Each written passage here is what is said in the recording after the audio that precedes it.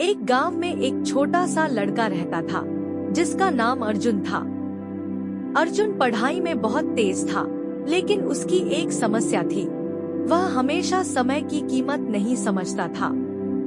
उसे लगता था कि समय हमेशा उसके पास रहेगा और वह जब चाहे कुछ भी कर सकता है। उसे कभी भी समय की अहमियत का एहसास नहीं हुआ। एक दिन गांव में एक बुढ़िया आई जो बड़ी ज्ञानी और अनुभव से भरी हुई थी। गांव वाले उसे बड़ी श्रद्धा से सुनते थे। अर्जुन ने भी सोचा, क्यों न मैं भी उस बुढ़िया से कुछ सीखा जाए।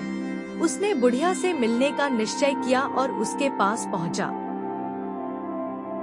बुढ़िया माँ, मुझे कुछ ऐसी बात बताइए जो जीवन में मुझे मदद करे। अर्जुन ने विनम्रता से कहा। बुढ़िया हंसी और बोली, अर्जुन, तुम समय की कीमत को समझते हो? अर्जुन ने सिर झुकाते हुए कहा, नहीं। मुझे समय की अहमियत का पता नहीं है। बुढ़िया ने उसकी आंखों में झांकते हुए कहा, मैं तुम्हें एक कहानी सुनाती हूँ। अर्जुन ध्यान से सुनने लगा। बहुत समय पहले एक राजा था।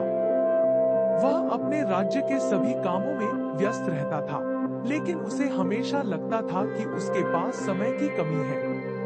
वह हमेशा सोचता था कि समय मेरे पास है, फिर भी मैं कुछ नहीं कर पा रहा।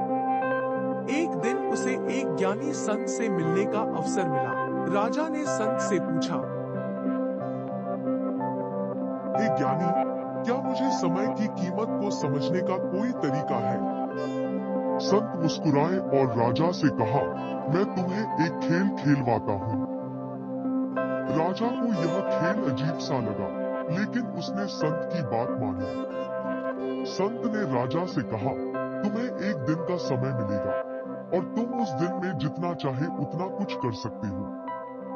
पर ध्यान रखना, इस समय का कोई हिसाब नहीं होगा और तुम इसे खोने के बाद कभी वापस नहीं पा सकोगे। राजा ने सोचा कि यह खेल आसान होगा, लेकिन जैसे ही उसने समय को अनमोल मानकर हर क्षण को जीना शुरू किया, उसे एहसास हुआ कि समय तो बहुत छोटा होता है। वह दिन खत्म हुआ और राजा को समझ में आ गया कि समय हर किसी के लिए एक जैसा नहीं होता। बुढ़िया ने अपनी कहानी खत्म की और अर्जुन से कहा, अब तुम्हें समझ आ गया होगा कि समय का खेल कैसा होता है। जब तुम समय की कीमत समझोगे, तो वह तुम्हारे लिए सबसे मूल्यवान चीज बन जाएगा। अर्जुन ने सिर झुका लिया और बुढ़िया का आभार व्यक्त करते हुए कहा, अब मुझे समय की कीमत समझ में आ गई है। मैं इसे कभी भी व्यर्थ नहीं जाने दूंगा। इस कहानी ने अर्जुन के जीवन में एक नई दिशा दी।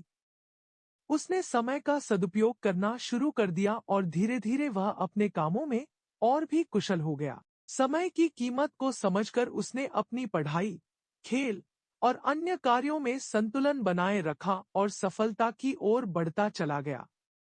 सीख, समय अमूल्य है और इसे व्यर्थ नहीं गंवाना चाहिए। जो समय एक बार चला जाता है, वह कभी वापस नहीं आता।